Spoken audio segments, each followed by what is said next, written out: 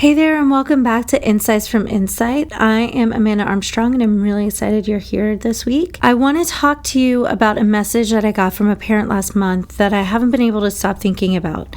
She said that she'd read every parenting book, and I've tried every technique, and I've been consistent, I've been patient, I've done everything they said to do, and my kid still struggles every single day. What am I doing wrong? And my answer to her is nothing. You're doing nothing wrong, and the advice is wrong.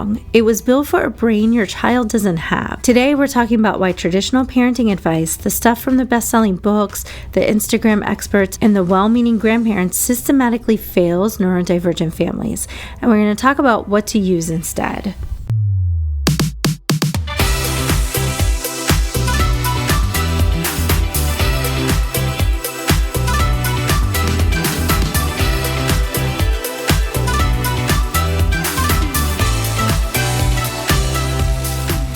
Throughout my 20 plus years of teaching, my national board certification processes, and my master's degree, I've watched hundreds of parents get bad advice.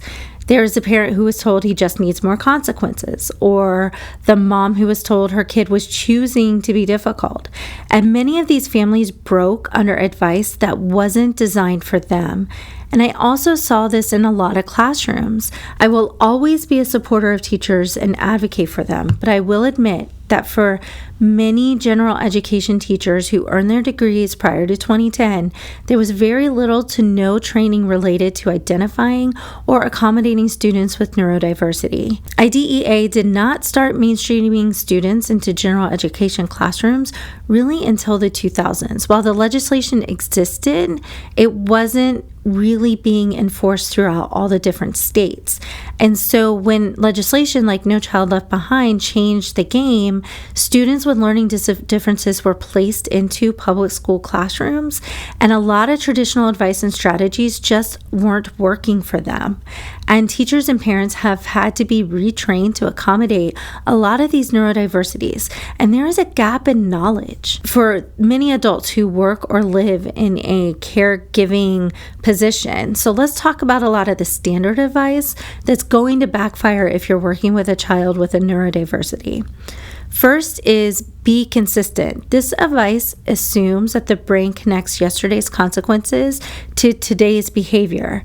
ADHD brains have a now, not now system, and yesterday's consequences is the not now category. And consistency is important, but it's not going to be sufficient.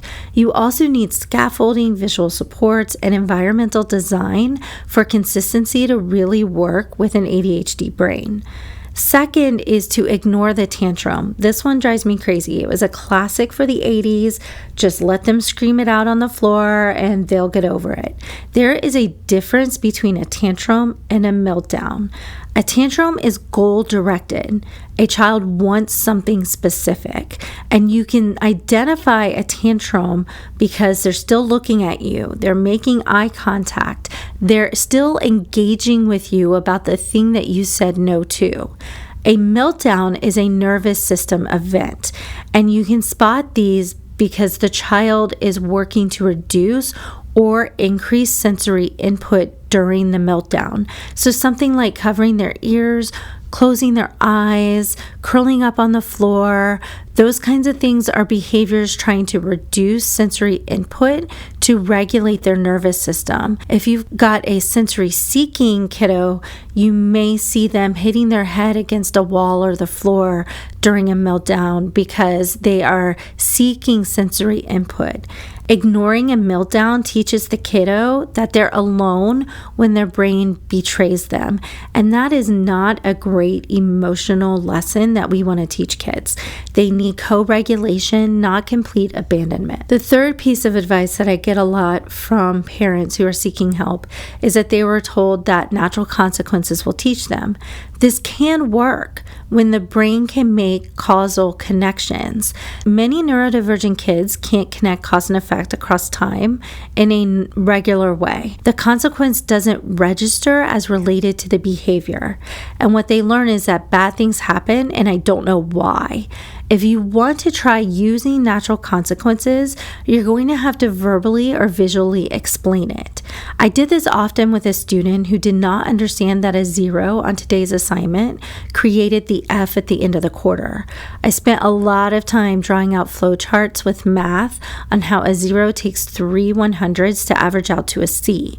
Eventually, they did understand that today's decision to skip a homework assignment heavily impacted tomorrow's scores, but it was a long process of consistent flowcharts and doing the math over and over again for them to really understand the connection between making a decision today and the consequence of it not happening for 3 more weeks until the end of the quarter.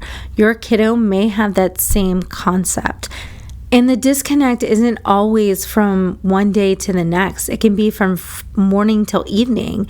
So if your kid in the morning didn't eat their breakfast and you say you're not going to get dessert after dinner because you didn't eat your breakfast, that is not going to register as a connected event for them. So a lot of your natural consequences have to be really immediate to the decision. And that's why things like grades and whatnot are a difficult concept, because the grade at the end of the quarter shouldn't have, in their mind, anything to do with the failed test from the first week of the quarter. That connection has to be explicitly laid out for them. Another piece of advice that often backfires is coming from grandparents who say things like they need to learn how to manage their emotions. And yes, absolutely, every parent or caregiver wants their child to be able to manage their own emotions.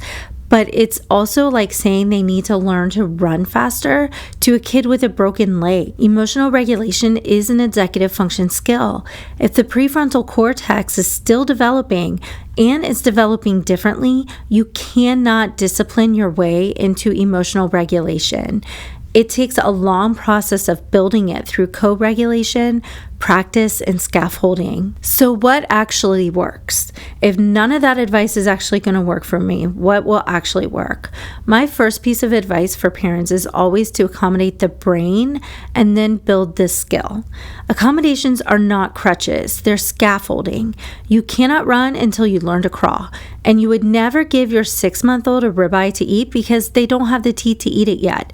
So why do we not think of the brain in the same way? Another piece of advice that I always give is to encourage parents to examine the environment before the child. Is the environment too loud? Is it too unstructured? Are the instructions unclear? Stop and think about how your child processes information and what makes sense to them, not to you. I also often advise parents to have a growth mindset and to make the power of the word yet a primary thought in everything that you do. This changes your entire response for most parenting struggles. It's not always that they won't, it's that they can't yet. And keeping that in mind can help you be more patient with your kiddo. Another piece of the puzzle to parenting in general, especially parenting neurodivergent kiddos, is to find your people. Neurodivergent parenting is so isolating. You need a community, not more advice. The book you read, the video you watch on YouTube, those are all great. But if they aren't part of your community, if there's no one to bounce conversations off of and to talk things out with, then that isolation is going to just make you struggle with your own emotional regulation and control. The Burnout Blueprint course is something that I've created that includes access to a community of learners. I am also developing a version of this course for teens right now. So if your middle schooler or your high schooler is struggling, these are coming out this fall.